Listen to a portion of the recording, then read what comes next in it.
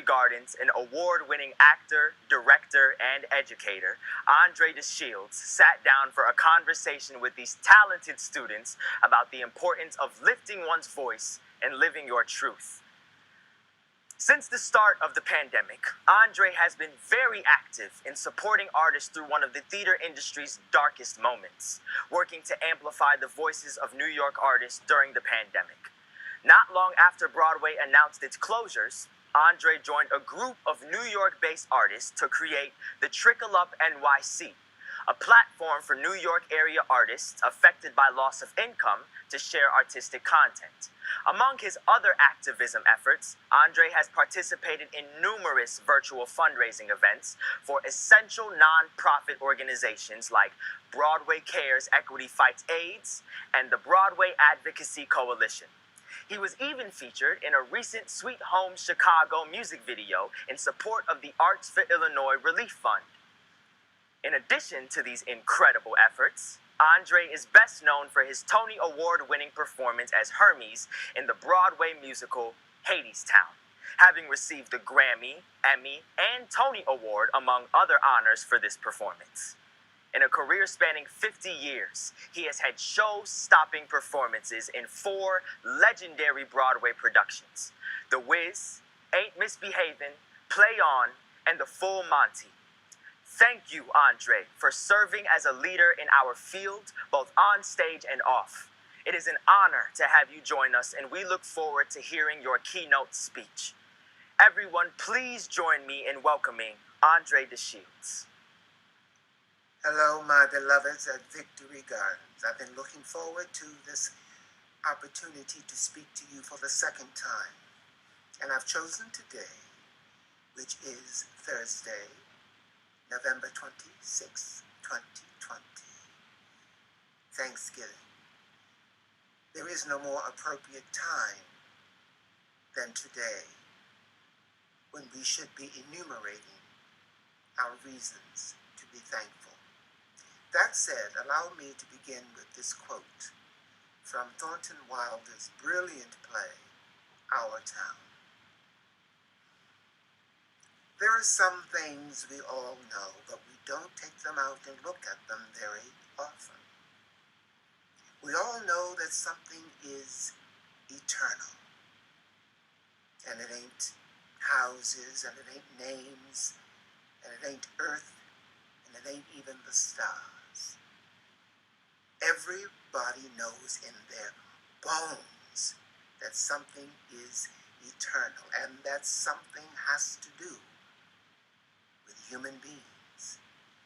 All the greatest thinkers that ever lived have been telling us that for 5,000 years, but you'd be surprised how people are always losing hold of it.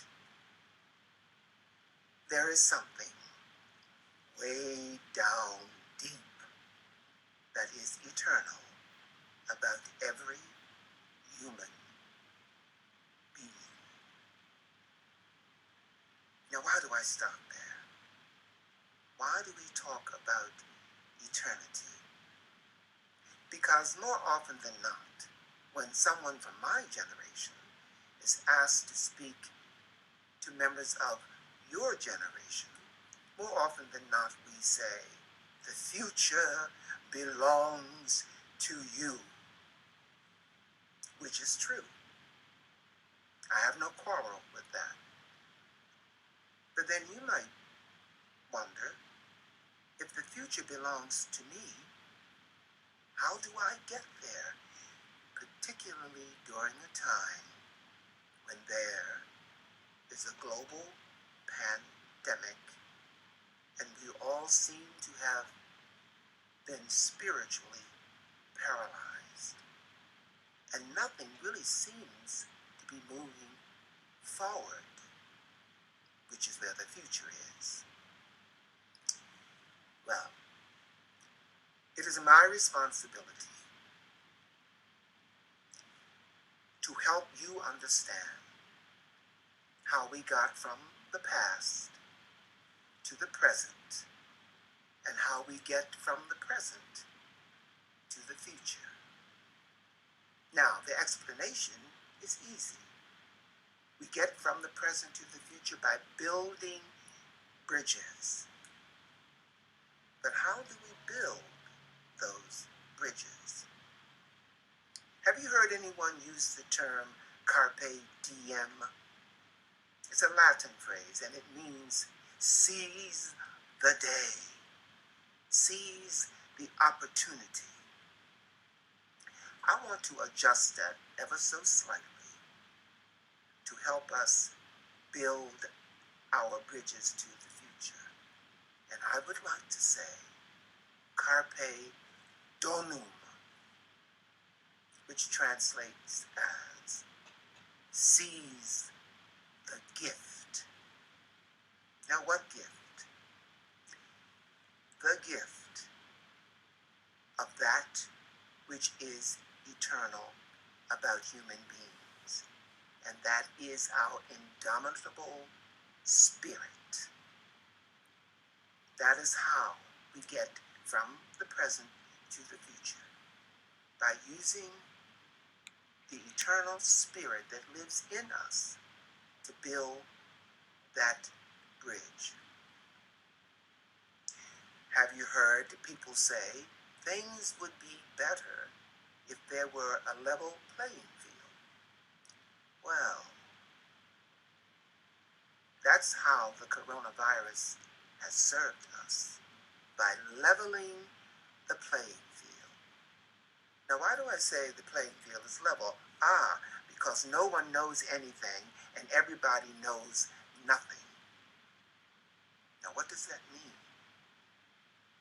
When we are facing a problem, when we are facing a dark time, don't avoid it. Don't act in panic. Don't react in fear. This is not the apocalypse. This is not the end of the world. Then what should we do? We should carpe donum, seize the gift that is presented to us on this newly leveled playing field. Well, what is Mr. DeShields talking about? Every complication, every difficulty, every problem is a visitation disguising a gift.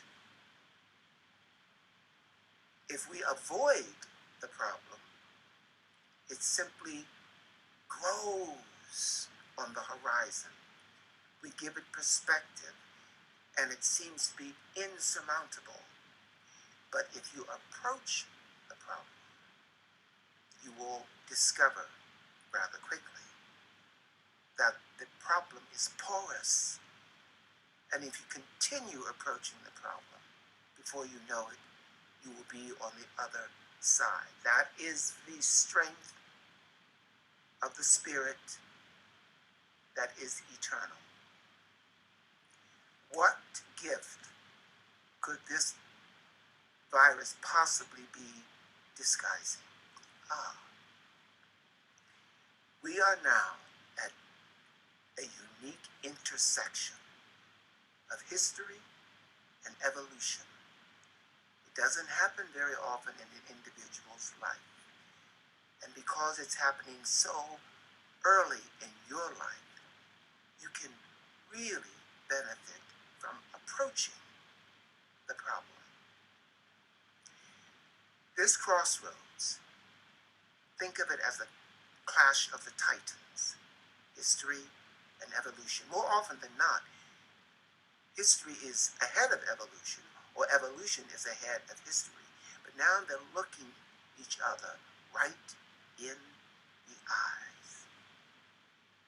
And the message is, as we witness nature collapsing around us, and as we are asked to shelter in place, and as we take advantage, as we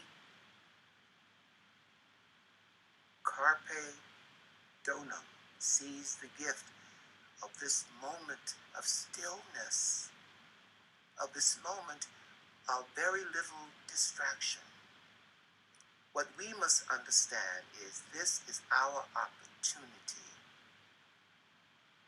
to create a new world, to change our ways that have brought us to this precipice where we now realize we've abused the earth, we've assaulted the earth, we've raped Mother Nature.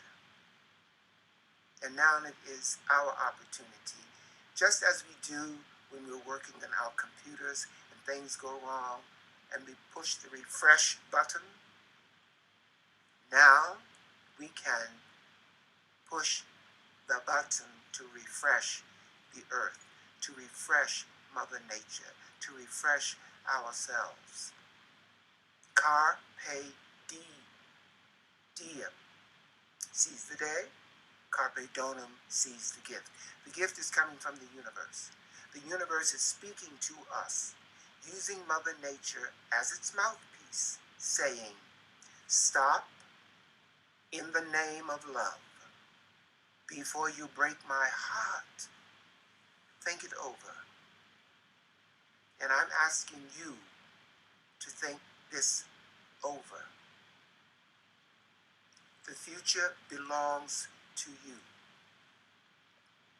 Build a bridge to the future by looking beyond what we see as a dark problem and seizing the gift of the opportunity to create a new world. I'd like to close with another marvelous, spirited piece of literature. This one comes from Langston Hughes. The name of the poem is Harlem, which he wrote in 1954, and it goes like this.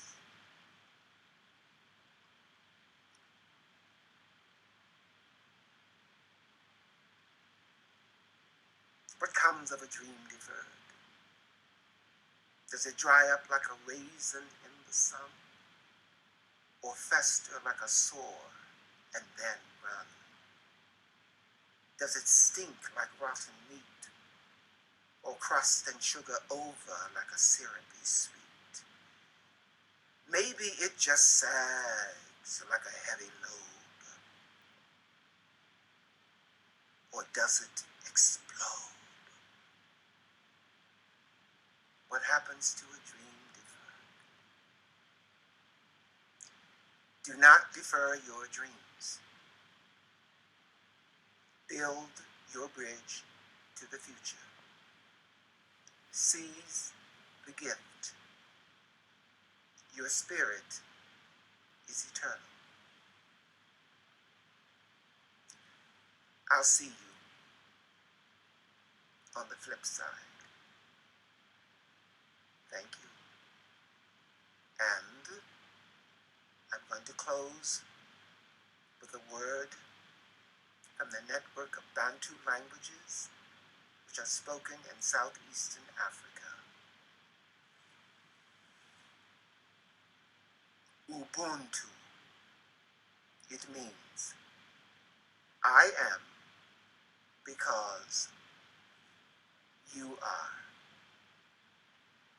Thank you so much, André, for being a part of this very special virtual showcase. You really are an inspiration for so many of us, and we're so grateful that Chicago can call you one of its own. We so appreciate your willingness to talk with young Chicagoans like our finalists, and for your commitment to helping shape and mentor a new generation of Chicago artists.